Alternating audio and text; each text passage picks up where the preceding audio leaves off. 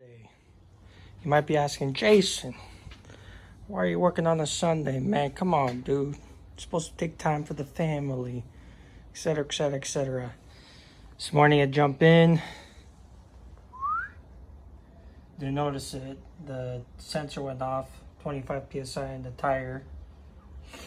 So, anyways, got back home this afternoon.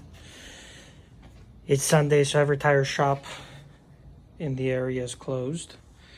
But I know that in my Jeep, I got a patch, a tire patch kit.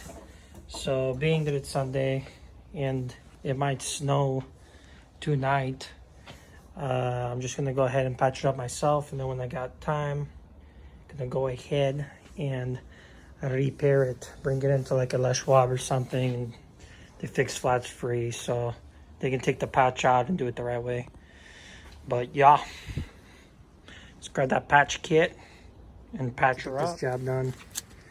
A patch, one of these reamer tools, and then this little thing that you actually use to insert the patch in.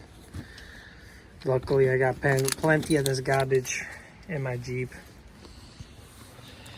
Kind of standard issue when you run bead locks. You never know when you're gonna get a puncture in this thing. And to change a flat on this one and patch it properly, you have to remove the outer ring, dismount the whole tire. It's just a mess. I mean, look at all these bolts that you'd have to unscrew, and then after that you gotta reinstall it, do all that shiz. So I always carry a patch tool with the Jeep, patches and whatever, just in case you get a flat or a buddy gets a flat. But this Hellcat. Anyways, since it might be snowing tonight and for the next few days, might as well repair this myself and then fix when I can. Anyways, I'm gonna remove the screw, put the reamer tool in, throw a patch in, pull it out, throw some air in it, voila, throw the puppy back on and you're done. Step one, after it's off your vehicle,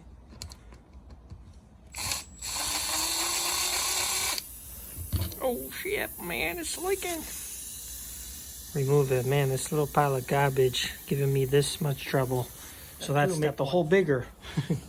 Nah, stick the tool up and down to make it rougher. Hard to do with the camera in my hand. But you get the idea. Up and down motion to roughen up and clean out the hole. So that's step number 2. So step 2, stick in the reamer tool, clean out the hole, and roughen the interior. Okay. Obviously everything's flying out. Next piece, just gonna remove one of these little plugs.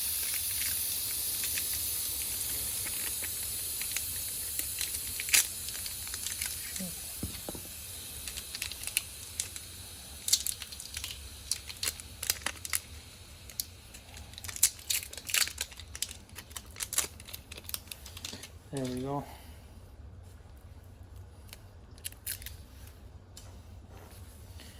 Stick it into the little eyelid here.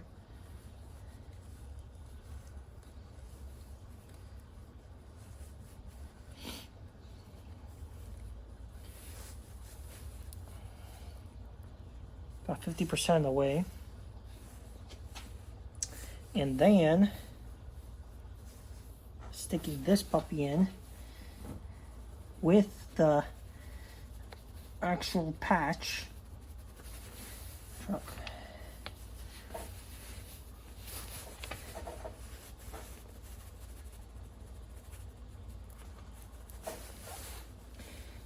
About 2/3 of the way, which is right around there. And then the only thing that you got to do is pull straight up in the rapid motion. that's done. So as you can see, some of this shiz is sticking out. No problemo. Take a little knife, cut it. Now I'm gonna throw some air in this pup and make sure it holds and it doesn't leak anymore. And just throw it back onto the Durango.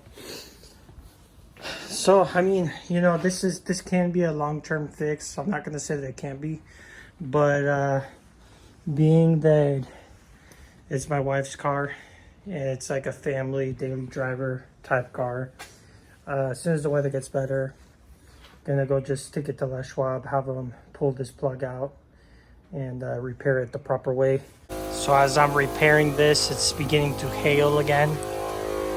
But anyways, this puppy should be probably full by now. 2 minutes with this overkilled freaking dinosaur. Let's see, we'll shut it off. So where did I put the patch to show you guys? I trimmed it off pretty close.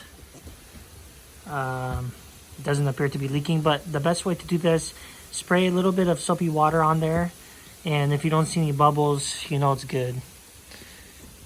And whatever, throw it back on and you just patched up your tire.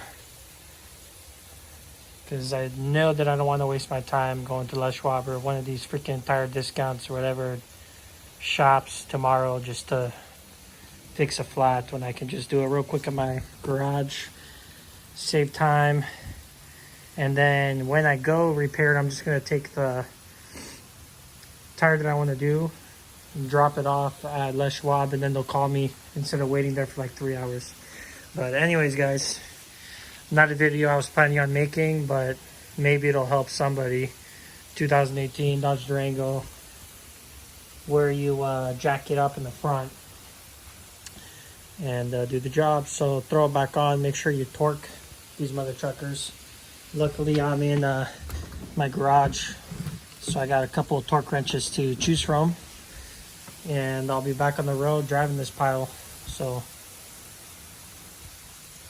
consider subscribing. More Chief content coming, Hellcat content, maybe some Durango content. I know some guys were asking me questions about the Durango, so I might throw out some more stuff on this later. We'll see. All right, thanks for watching. So as you can see, tire is down. I went around, checked the tire pressure on all the tires. They're all the same. It's holding pressure at the moment. Last piece of the puzzle is to torque it. So you hear that? It's over. So crisscross motion. Check it out, make sure it's at 110 and you are ready to roll. 110 foot-pounds is the torque spec for the 2018 Dodge Durango. I'd imagine for the 19, 20, 17, 16, 15, whatever. Should be the same torque spec. Most SRT vehicles, even the torque spec on my Hellcat is 110. Believe it or not, I do the torque spec 110 on my Jeep Wrangler too. So just make sure once you're done, after successfully patching your tire, you torque them down. Don't go too nuts. Obviously you don't want to go too loose, because you know what happens when that is the case. And you don't want to go too tight, because you can have the same problem as going too loose. So get one of these torque wrenches. I have the whole set, got it at Harbor Freight. I know it's not snap-on, but you know what I'm saying, gets the job done, especially for a garage mechanic like myself. Anyways, again, thanks for watching, Chiefs. Tune in for more content, the exciting stuff.